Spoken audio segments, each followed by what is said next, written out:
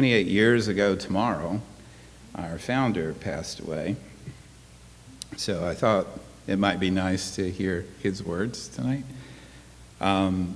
He founded the Philosophical Research Society in 1934. He built our magnificent library in 1936. He built this auditorium in 1959. And when he spoke here, people were standing along the walls. It was full. And we still carry on his vision today for what the place is. And we do it through a university now as well. And it's really, I think it's so important, and that's why I'm so happy to be here doing the work with my colleagues that we do, which is find wisdom wherever you can. Don't limit yourself, right? Look at any tradition, philosophical, religious, literary, scientific. Find it anywhere and everywhere and bring it to people and build community with it and talk through it and use dialogue to get there and be kind and generous and smart and critical along the way. So when he dedicated this building in 1959, this is what he said, and it just really moved me, especially today. It is a great and solemn responsibility to be thus the center of a purposed endeavor. But I would like to say that actually I am not any such center at all. I'm only working with you, trying in my own way, just as you are trying, to do something that my heart and soul tell me we all want to have done. We do not want this in any way to be a personal loyalty, but a loyalty to ideals. Our own staying in this world is but short. Others must come after. And we want for those others only one thing, not that they shall continue anything I have done. Not to be true to me, but to be true to truth, to be true to principle, to correct the errors that I have made, to go further than I can ever go. Manly Hall. Isn't that great? And so, let's do that tonight with Simone Weil. And we'll be drawing mostly from a book called Waiting for God. I doubt many of you know Simone Weil. Anybody? I know Satinder encountered him. David Orr. Michael, of course. Very good. Well, you're in for a treat.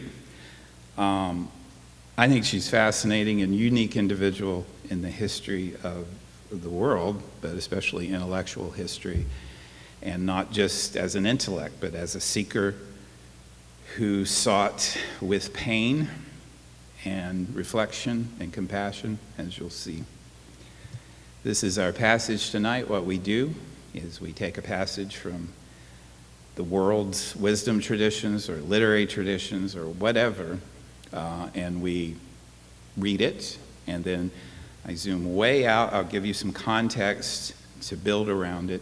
We'll come back to the passage, and you'll have the context now to apply to the passage, and basically we get to revel in these great passages of literature and sacred texts and philosophy and theology, etc.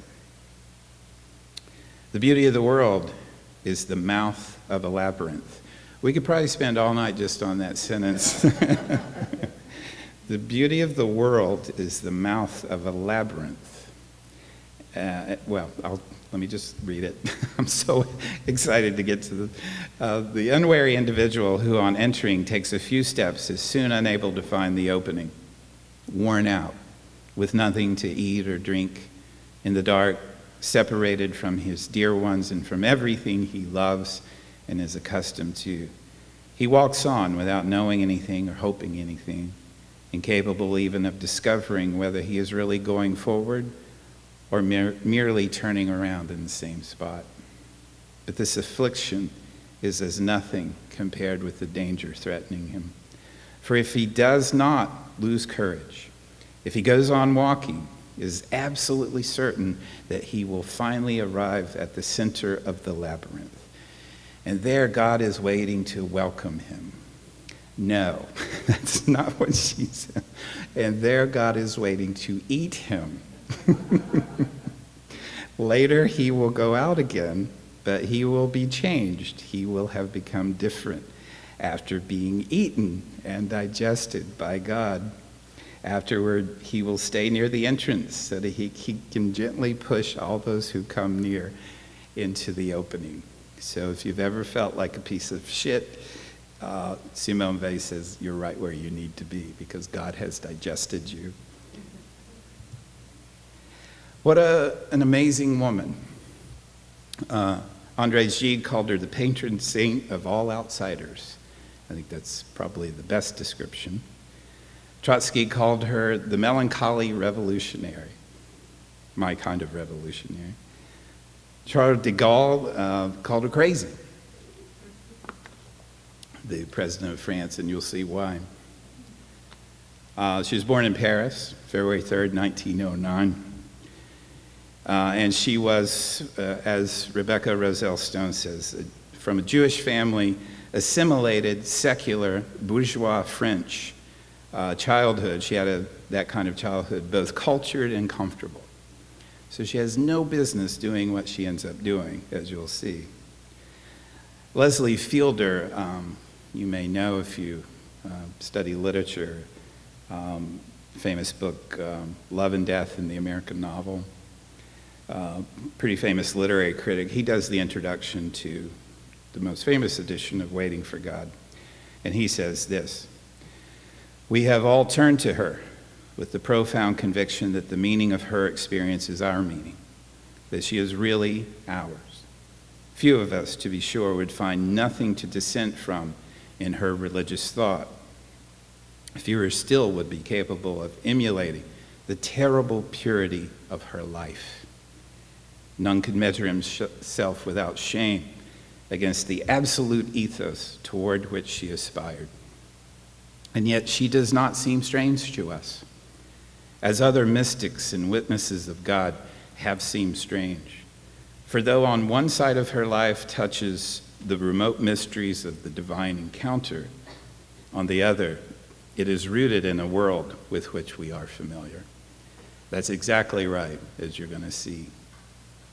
She is otherworldly and so rooted in this world that it hurts. She was born in 1909. In 1915, she tells her family that she will no longer eat sugar because the soldiers at the front do not have sugar. What is she, 6? Refuses to eat sugar in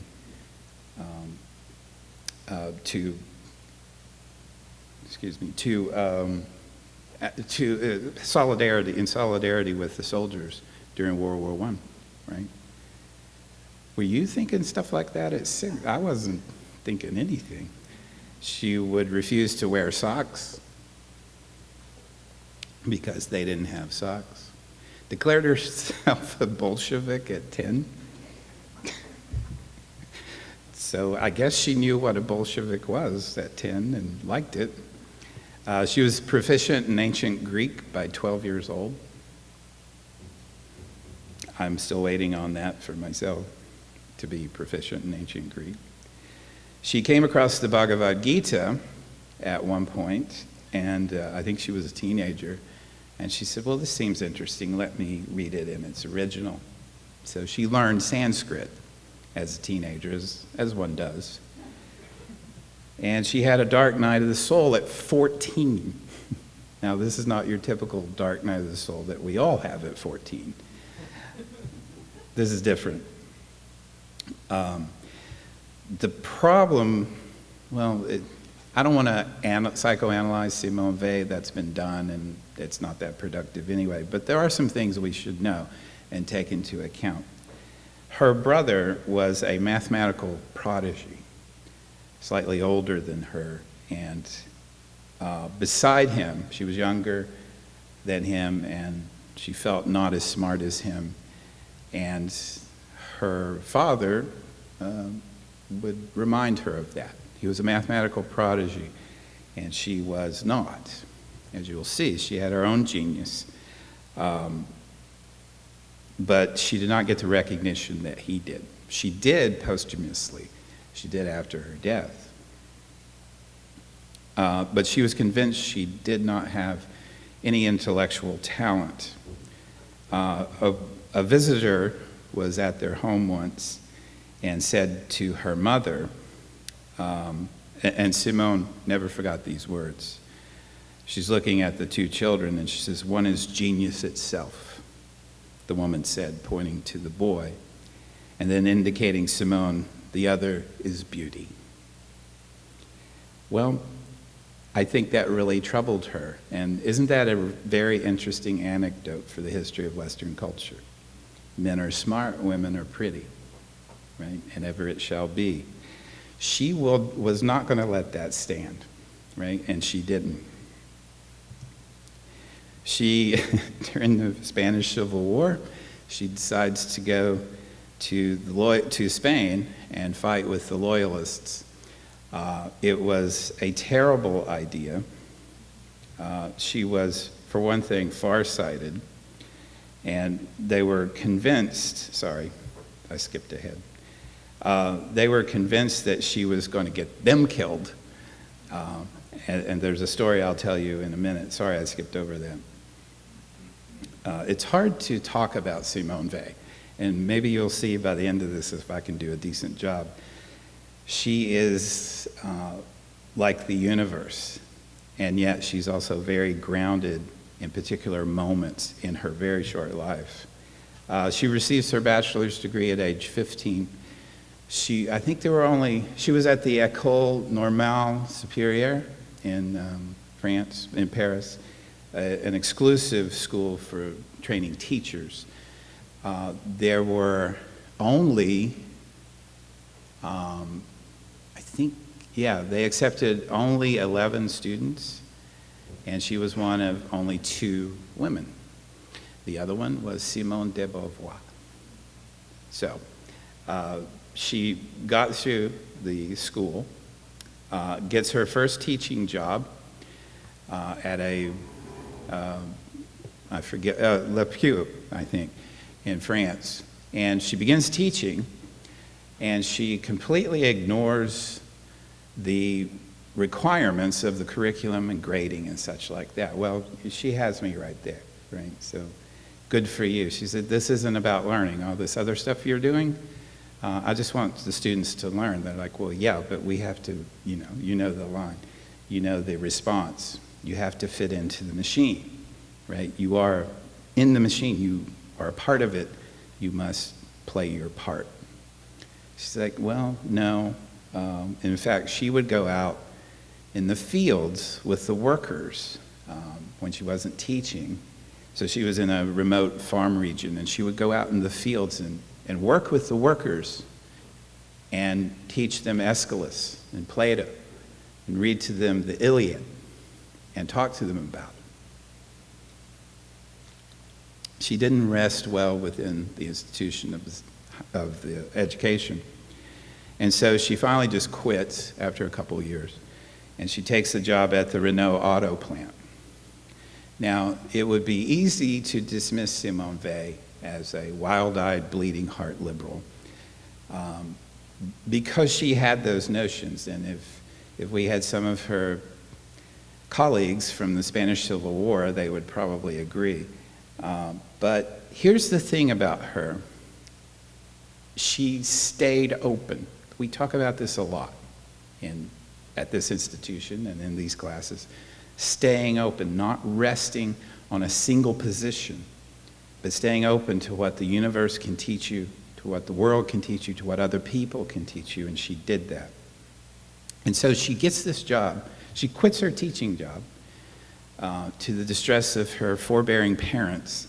She starts working at the auto plant. And she imagined in her idealistic way that what would happen is at lunch, the workers would gather at lunch and they would talk about Marx or other great issues. And then they would go home at dinner and maybe they'd invite her and they'd have a glass of wine and discuss Plato or Prometheus, talk about Prometheus, the symbol of Prometheus. Well, obviously, we all know it's not like that, right? When you work for a living, you don't get that luxury. The work takes life from you, especially factory work. especially factory work in the early 20th century. So she realized, oh my God, my ideals were just so naive and inaccurate, because she's there doing the stamping, with the machines, and the bosses are being bosses, and they're being terrible and harassing the workers. And she said she could feel the life drain from her. Because when that happens, you don't have time for reflection. You're just trying to stay alive, right? Your mind is not fertile. It's been hammered all day by the sounds of the industry. Thank you, Wendy. Yes. And you got nothing left. You got nothing, no time to reflect. You're just trying to rest until the next day starts again. And you're trying to keep yourself fed and your family fed. Well, this was very profound for her. It's also at this time that she begins getting incredible migraine headaches. She was not well all her life. And who knows, there's a whole cottage industry of diagnosing Simone Weil, which I'm not really interested in. I'm more interested in what she had to say. But, she does get very ill at this point, and she's not been well her whole life, as you'll see. So right now, she goes to Spain and joins the Loyalists. And like I said, these are hardened soldiers fighting for their country. And like, what are you doing here? You're a girl, a French girl, a Jewish French girl, which she utterly rejected. What are you doing here? And she's like, well, I want to help. I believe in the cause. And they're like, will you just please not don't pick up a gun, would you? And sure enough, she was wandering around. You can see her thick glasses, and she couldn't see right in front of her. And they had a cooking pot there, and she stepped in it and burned her leg terribly. So they're like, oh God, will you please go home? And she did. Her parents came to get her, as they often did. And so it was a pathetic end. It was an anticlimax to her great, fighting in the Spanish Civil War. I kind of love her for that, that she wasn't a hero. She just tried to follow her ideas and ideals, and it didn't work, except maybe if it did in a bigger picture, right? So then she has a mystical experience of Christ. This is not the experience you might be expecting. So here are her words. In a moment of intense physical suffering, so this is probably the migraine, but there were other things that she suffered from. When I was forcing myself to feel love, but without desiring to give a name to that love, I felt, without being in any way prepared for it, because I'd not read any Christian writers, especially mystical ones, a presence more personal, more certain, more real than that of a human being, though inaccessible to the senses and imagination.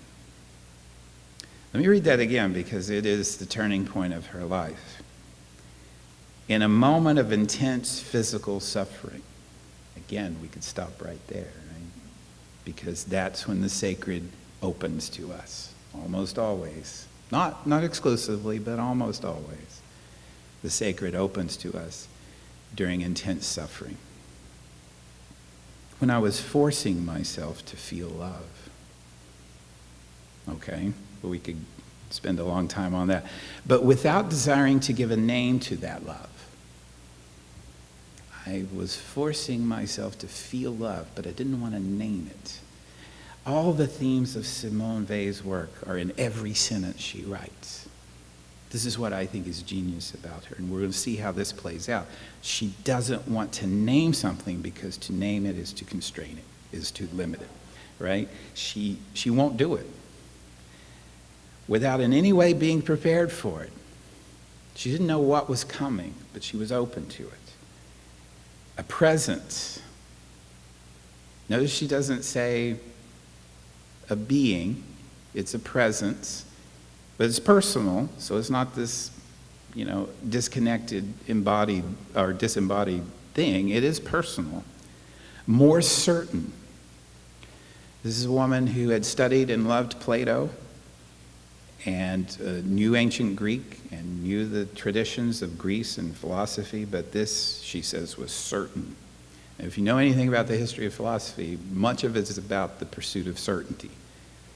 And it fails, by the way. There, you don't have to take any other philosophy courses, I'll tell you.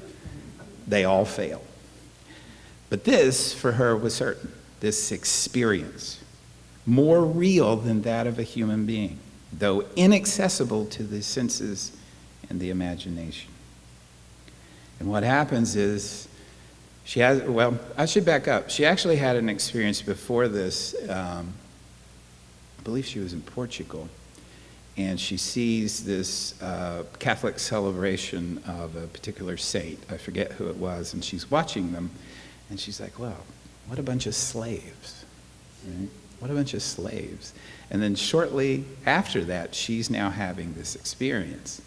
And she's confused, as one should be, by a religious experience. A religious experience takes you out of the ordinary, and so you don't know where you are. And so she had some helpers there, a friendly priest. She ends up praying in the Cathedral of St. Francis, the Chapel of St. Francis. And so she's starting to be inducted into Catholicism, and there's a great friendly priest there who gives her George Herbert, the 17th century English poet, and the poem Love. And here it is. Love bade me welcome, yet my soul drew back. Love bade me welcome, but my soul drew back, guilty of lust and sin. But quick-eyed love, observing me grow slack, from my first entrance in, drew nearer to me, sweetly questioning if I lacked anything. A guest, I answered, worthy to be here. Love said, you shall be he. I, the unkind, the ungrateful? Ah, my dear, I cannot look on thee. But love took my hand, and smiling did reply, who made the eyes but I? Truth, Lord, but I have marred them. Let my shame go where it does deserve. And know you not, says love, who bore the blame? My dear, then I will serve. You must sit down, says love, and taste my meat. And so I did sit and eat. This poem became her mantra, if we may mix religious metaphors. And she says this: I used to think I was merely reciting a beautiful poem, but without my knowing, the recitation of it had the virtue of a prayer. So we're going to come back to this again. She considers literature as sacred as any biblical text or any sacred text from any tradition. Okay, so she ends up in England after this, and now she has a renewed, well, I even hesitate to say Christian identity, because she utterly refused to be baptized. She was friends with a priest, and that's how we get much of her work. And they have long conversations, and she's like, yeah, I don't want to be part of your institution, because the experience I have is too large, and that I'm having is too large to fit into your institution. And so I'm not going to be baptized. And maybe that means I'm not a Catholic. If that's how you want to define it, fine. But I am a follower of Christ because I have experienced him. So yeah, she ends up in England, and she's still restless. She wants to help. By now it's World War II, and her beloved France is under siege, and she tries to get Charles de Gaulle to let her parachute into France to help the resistance. And he says, there is no way I am doing that. You can't even see. And you're sick, and you're small and you're a theologian. You know, what am I going to do with a theologian parachuting into occupied France? But, you know, you got to love her.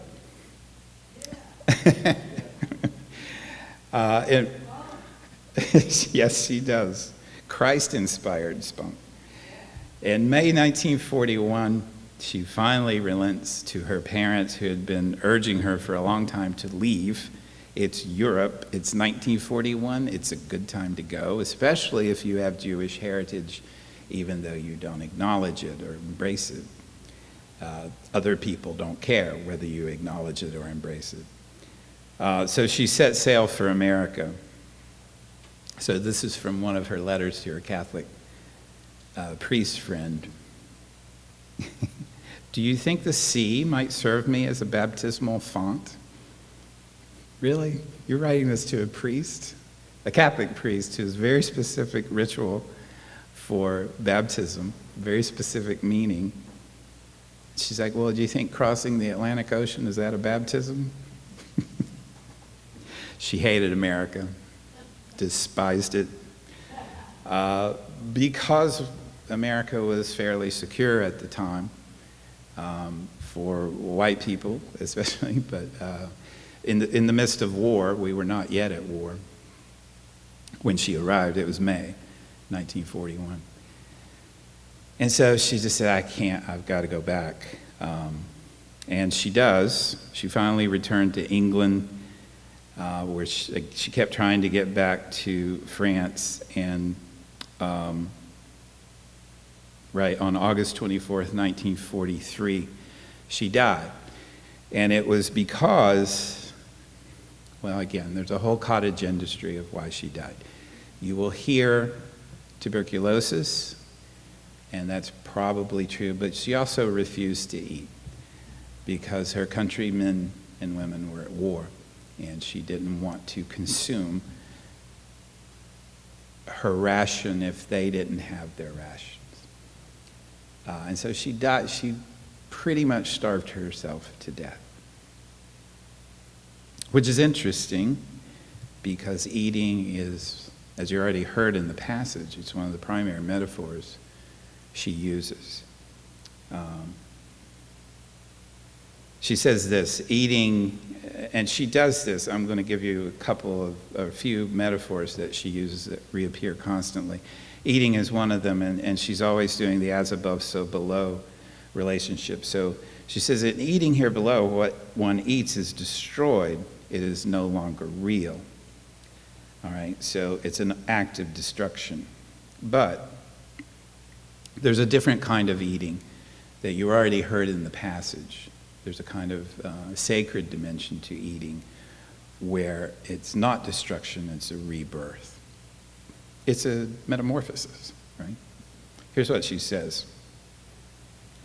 And again, her writing is very dense and good.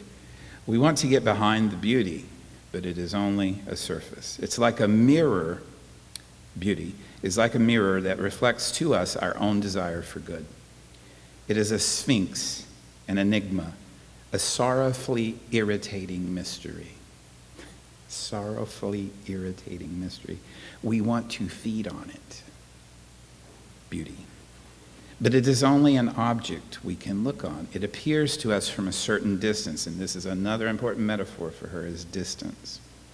The great sorrow of human life is knowing that to look and to eat are two different operations. Only on the other side of heaven, where God lives, are they one and the same operation. That's the higher level of eating. To look is to eat. And here, she'll explain it here. Children already experience this sorrow when they look at a cake for a long time and nearly regret eating it, but are powerless to help themselves. Maybe the vices, depravities, and crimes are nearly always, or even always, in their essence, attempts to eat beauty. To eat what one can only look at. Eve initiated this. If she lost our humanity by eating a fruit, the reverse attitude, looking at a fruit without eating it, must be salvation. God is the bread, again, an old metaphor, but she puts it to new uses. The danger is not lest the soul should doubt whether there is any bread, but lest by Allah, God, so substitute God for bread. The danger is not lest the soul should doubt whether there is any bread, but lest by Allah it should persuade itself that it is not hungry. It can only persuade itself of this by lying. For the reality of its hunger is not a belief, it is a certainty. So think about this. Think about yourself at a different stage, because you wouldn't be here tonight if you were not in a different place. Think about a time in your life, or maybe even people you know, who aren't hungry. They are, right? And you were. You just hid it. You lied about it. Let me read it again now. The danger is not lest the soul should doubt whether there is any bread, but lest by a lie it should persuade itself that it is not hungry. Think of the industries we've created, the efforts we've made to tell ourselves, to manufacture and sustain this lie that we are not hungry. We are hungry. But if we can just inoculate ourselves, numb ourselves, eat something, some more sugar, right? Eat something that's not going to last. It's going to give us a high, but not last. Maybe we'll forget our hunger. The reality of the hunger is not a belief, it's a certainty. Looking. Fascinating. I don't know of any other theologian, philosopher who does what she does here with these basic metaphors, but she stretches them into infinity. Religion is looking, she says. It should also be publicly and officially recognized that religion is nothing else but a looking, she says. Remember earlier, she equates looking with eating when we're in the sacred realm. To look is to consume, because there's no separation between the desire and the thing, right? That's what it means to be in heaven, is there's no separation between the desire and the object. She says this: one of the principal truths of Christianity, a truth that goes almost unrecognized today, and I might add a truth that no other Christian had ever thought of, then or since, is that looking is what saves us. It's the looking that saves us. The bronze serpent, do you remember this? The bronze serpent from Exodus? The children of Israel are messing up again, and they get bitten by these serpents, and God says, Moses, what I do again, he says it again. And God says, put a bronze serpent up on a cross, basically, and have the people look at it, and they'll be healed. What, Charlie? To the caduceus. Yeah, that's right. So this is what she's talking about. And one of the principal truths of Christianity, a truth that goes almost unrecognized today, is that looking is what saves us. The bronze serpent was lifted up so that those who lay maimed in the depths of degradation should be saved by looking upon it. To look is to see is to desire. And in what she calls this created world, those are separate. But in God's world, they're the same. The great error of the Marxists, she says, obviously she begins as a Marxist, very concerned with the bourgeoisie, of which she was one, and the poor, the proletariat, but she moves away from it. The great error of the Marxists and of all of the 19th century, okay, all of it, was to believe that by walking straight ahead, one had mounted into the air. That's a succinct and telling analysis of the 19th century that I've ever read. They really thought that because they had adopted the metaphor of evolution. And evolution is a straight line if you look at it culturally. And we're just going up and up and up. So if we just keep walking, we'll go up into the air. right? We were very happy with ourselves in the 19th century. And then World War I happened, and we were really confused and hurt. What we really want is above us, not ahead of us. And we cannot take a single step toward heaven. It is not in our power to travel in a vertical direction, she says. If, however, we look heavenward for a long time, God comes and takes us up. We are free only to change the direction of our glance. We cannot walk into heaven. We cannot rise without being lifted by grace. And grace is another one of her categories that we'll get to here in just a second. Gravity is another. Actually wrote a piece one time called Gravity and Grace, and I didn't know about Simone Weil. But so obviously she's brilliant to compare the two. Gravity, and the beauty of the world, brute necessity becomes an object of love. Again, there's a sentence we could spend all night on.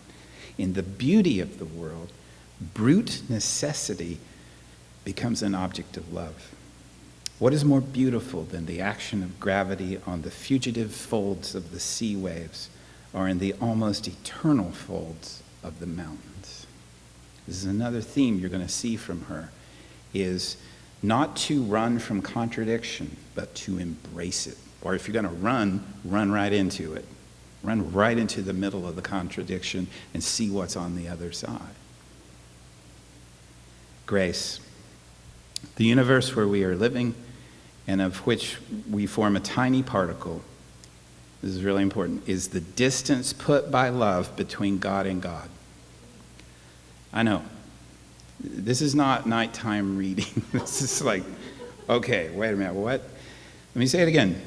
This universe where we are living and of which we form a tiny particle is the distance put by love, not by evil, not by hate, put by love between God and God.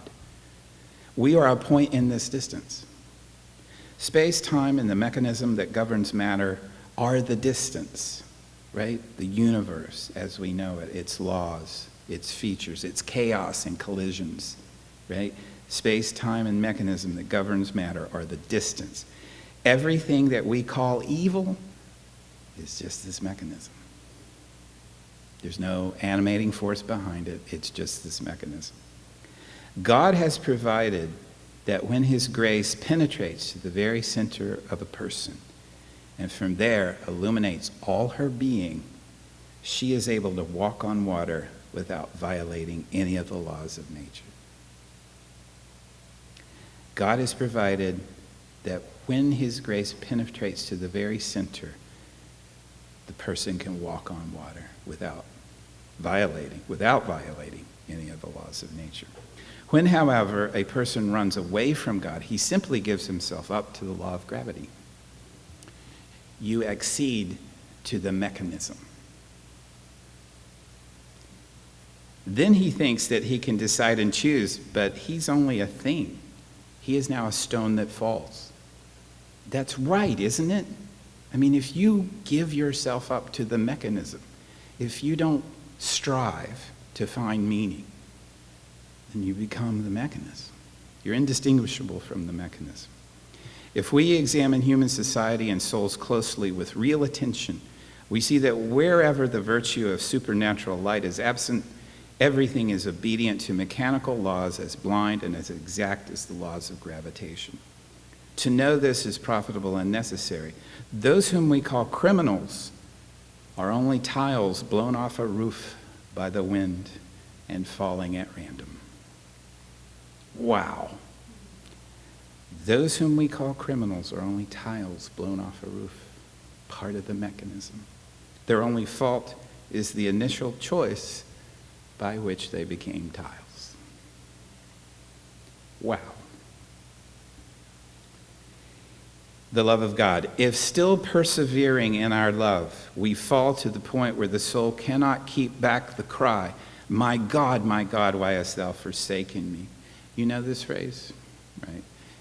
Last saying of Jesus on the cross, my God, why have you forsaken me? She says, if we get to that point where we cannot help but cry, why have you forsaken me? And if we remain at this point without ceasing to love, if we continue to love, we end by touching something that is not affliction, not joy, something that is the central essence, necessary and pure, something not of the senses, common to joy and sorrow, the very love of God. These are hard sayings, but beautiful ones. And in fact, well, let's go to the next one. Affliction is maybe the most important concept for Simone Weil. Goddess knows she certainly experienced it, affliction. And she wants to distinguish between suffering and affliction, because everyone suffers, but perhaps not everyone is afflicted. That deepest wound given by the mechanism, by the universe, maybe a human being, but it's a human being part of the mechanism. Extreme affliction, listen to this language. Extreme affliction is a nail whose point is applied at the very center of the soul, whose head of the nail is all necessity spreading through space and time. All necessity spreading through space and time, but the point of the nail is come to you. It's the weight of the universe on you. He whose soul remains ever turned toward God, though pierced with a nail, finds himself nailed to the center of the universe, at the intersection of creation and creator, at the intersection of the arms of the cross.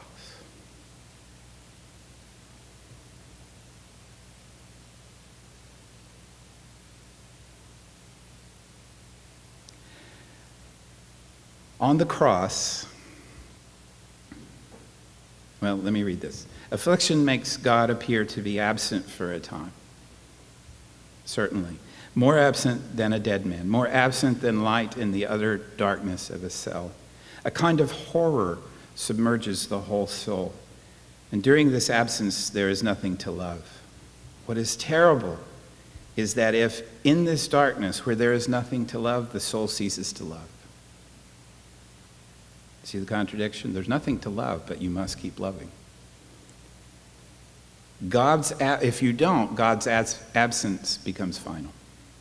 The soul has to go on loving in the emptiness, or at least go on wanting to love, though it may be only with an infinitesimal part of itself. Then one day, God will come to show himself to this soul and reveal the beauty of the world.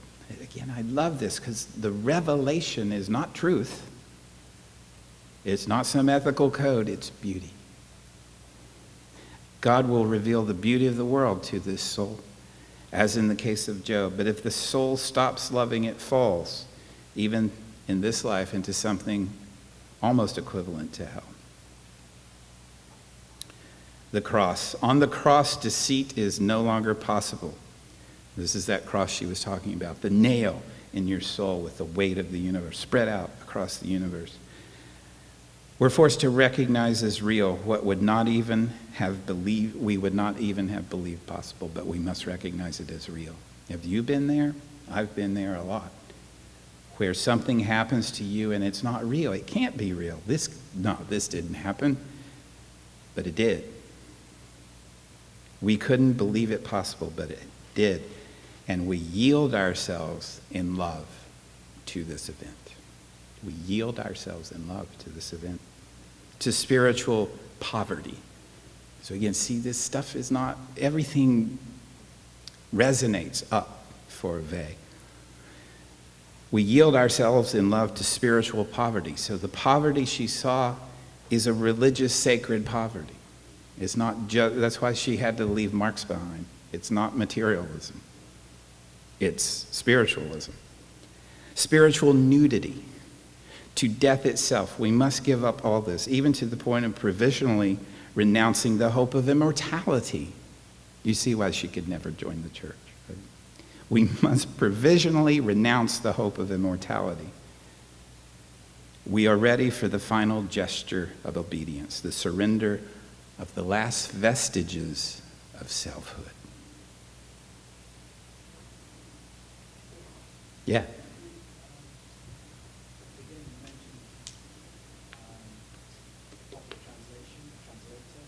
Mm-hmm. Introduction, Leslie Fielder.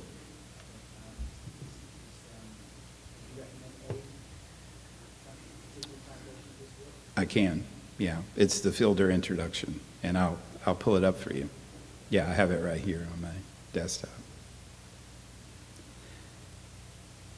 We must yield ourselves. Okay, so remember where we are. We're at a point where we're suffering something we could not even imagine. Just could not even imagine it. And now it's dawning on us that it's real. We must give ourselves up to this thing, to this unreal thing. We must submit to it.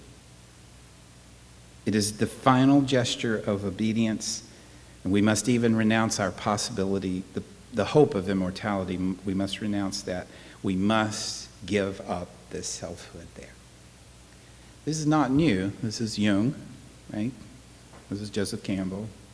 This is all great teachers of wisdom, really, is that self that you cling to, that I cling to, that I'll fight for, that I'll defend. It's got to go. My friend Pramangang, a Buddhist monk, used to say, no self, no problem.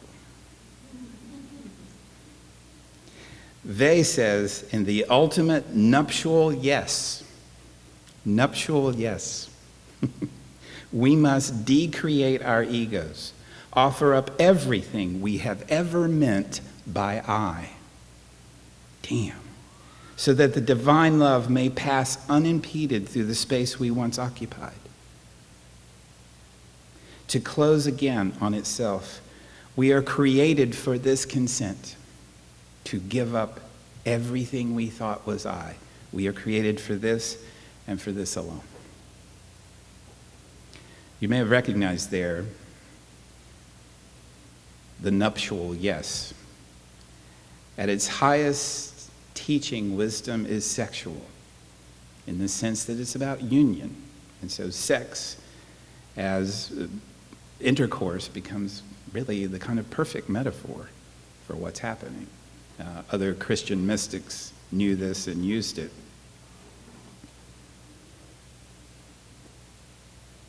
Okay, almost done here, and I'll let you get in here. We cannot take, so walking's another metaphor of hers that I like. The infinity of space and time separates us from God. That's the mechanism, right? How are we to seek for him? How are we to go toward him? Even if we were to walk for hundreds of years, we should do more than go round and round the world. Even in an airplane, we could not do anything else. We are incapable of progressing vertically. We cannot take a step toward the heavens. God crosses the universe and comes to us. God crosses the universe and comes to us. So what are you supposed to do? Look, wait, give yourself up. Divine love crossed the infinity of space and time to come from God to us, but how can it repeat the journey in the opposite direction, starting from a finite creature? When the seed of divine love has placed in us, when the seed divine love has placed in us and it's grown and become a tree, how can we who bear it take it back to its origin? How can we repeat the journey made by God when he came to us in the opposite direction? How can we cross infinite distance?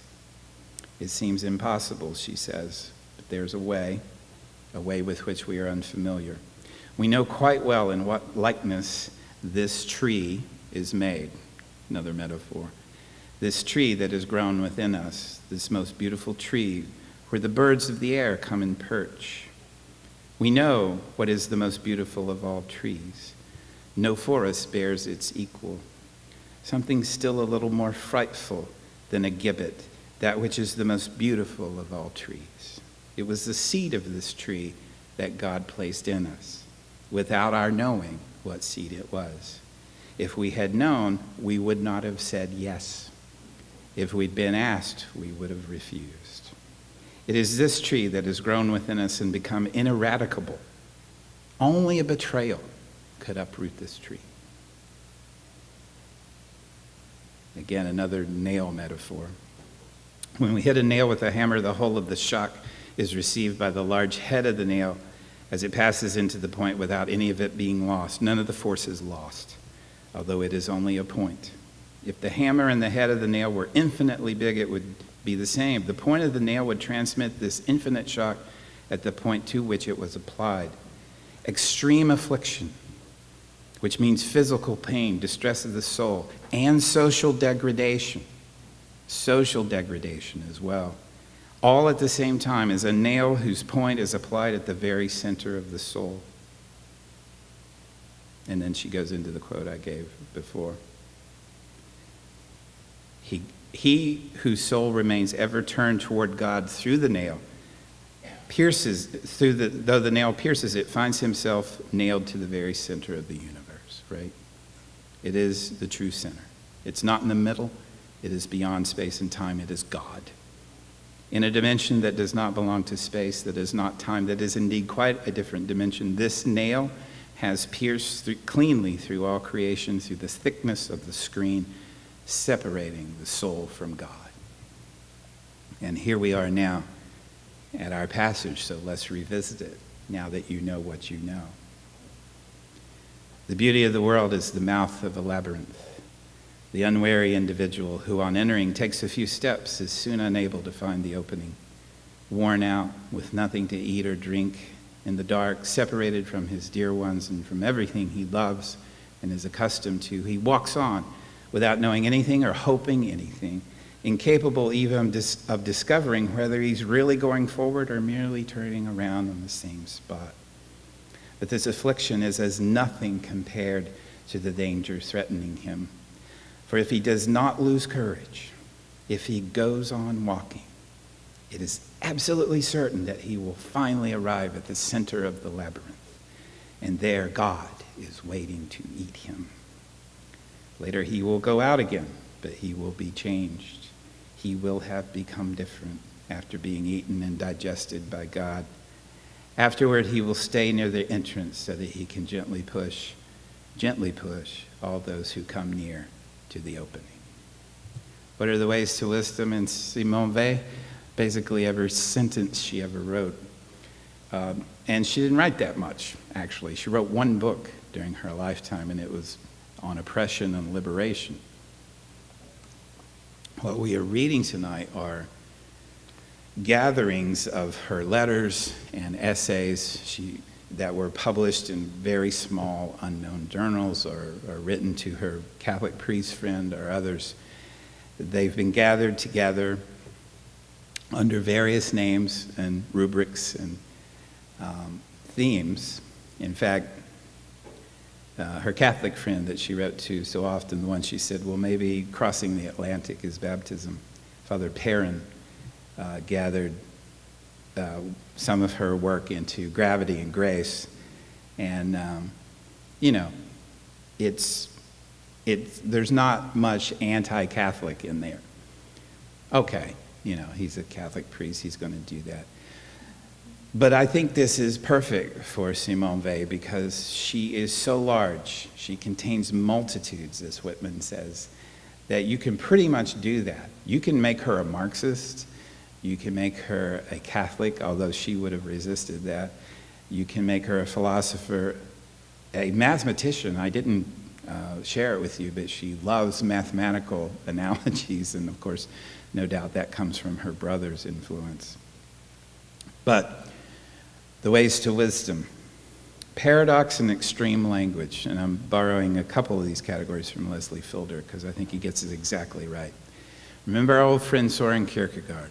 Paradox is not a concession, it's a category. It's how you think. It's not what you avoid in thought. It is how you think. It is through paradox that you find the truth. Kierkegaard would say that you find God. So would Weil, but with a very different notion of God than most of us would recognize. She says this, paradox and extreme language. It's like Kabir's upside down poems, right? From last week. She says this, he who gives bread to the famished sufferer for the love of God will not be thanked by Christ. He has already had his reward, just in this thought itself. Jesus kind of says the same thing. You already have your reward.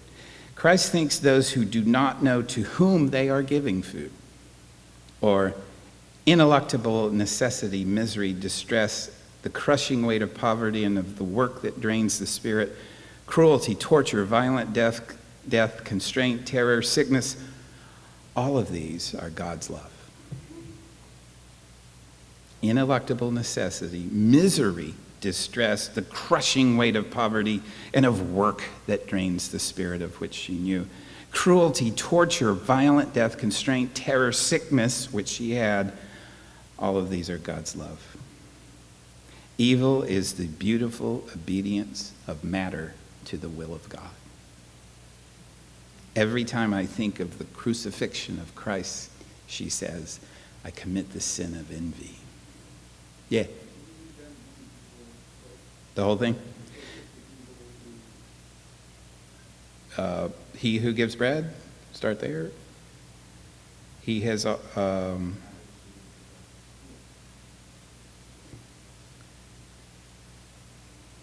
of course I can't find it now. Oh, it's the last part. I see, sorry. Evil is the beautiful obedience of matter to the will of God. Evil is the beautiful obedience of matter to the will of God. There's also this sense of equilibrium. So this is probably a terrible analogy, but in post-structuralism, there are these binaries, right? Because language operates according to binaries, but it's not a level binary. Light and dark, good and evil, male and female for that matter. There's always a hierarchy to the binary, right? Not so in Simone Weil's mysticism. So she walks right into these contradictions, these difficult, heart-wrenching contradictions. You just heard it. She walks right into it, and yet she keeps a balance between them. One must accept all opinions, she wrote, but then arrange them in vertical order at appropriate levels. Best of all exercise for the finding of the truth is the confrontation of statements that absolutely contradict one another. She sees a direct contradiction. She sees Aristotle, you know Aristotle's logic. The logic is A cannot be not A in the same time and same sense. She said, oh, that sounds really interesting. Let me explore that. Method of investigation, she wrote, as soon as one has arrived at any position, find the contrary position and make it true. A case of contradiction, she says, both of them true. There is a God, there is no God. Where's the problem? I'm quite sure that there's a God in the sense that I am sure my love is no illusion. I'm quite sure that there is no God in the sense that I am sure that there is nothing which resembles what I conceive when I say the word God. And myth, one of her best pieces is on the Iliad, where she completely reads the Iliad like no one else ever did. In fact, the classical scholars kind of dismissed her for it. She reads the Iliad as an epic poem where the hero is not a person but a force, but force itself. Force is the hero of the Iliad. Listen to this. The true hero, the true subject, the center of the Iliad is force. Force employed by man, force enslaving man. And that's so right, isn't it? In the Iliad, it's like you exercise force and then force is exercised upon you. Force is the hero, not you, not Achilles, not Ajax. Force employed by man, force that enslaves man, force before which man's flesh shrinks away. In this work, at all times, the human spirit is shown as modified by its relation to force, as swept away, blinded by the very force it imagined it could handle, as deformed by the weight of the force it submits to. Wow. That's right. I think that's exactly right. If you've ever read the Iliad, you keep trying to find heroic people, and Achilles is a jerk. I hate Achilles. Screw that guy. He's no hero. And the others, even Hector, no, you're all got your problems, and you're all vain, and all you want is this glory after you're dead. That's really dumb. The hero of the Iliad is force itself. It's the most powerful thing. Even when we use it, it uses... Anyway, all right, I got to close. Stop. So the exposition of myths, she's brilliant at. And then finally, I would say waiting. Obviously, waiting for God.